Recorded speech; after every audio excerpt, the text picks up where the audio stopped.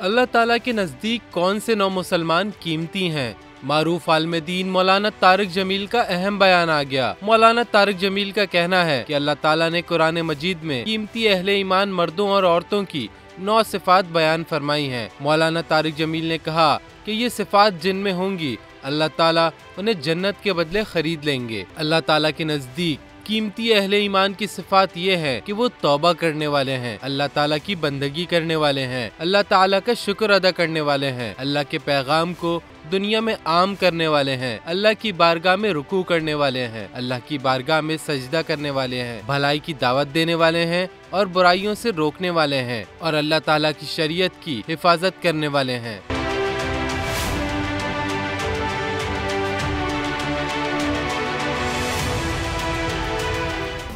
Subscribe करें और bell दबाएं ताकि कोई खबर रह न जाए।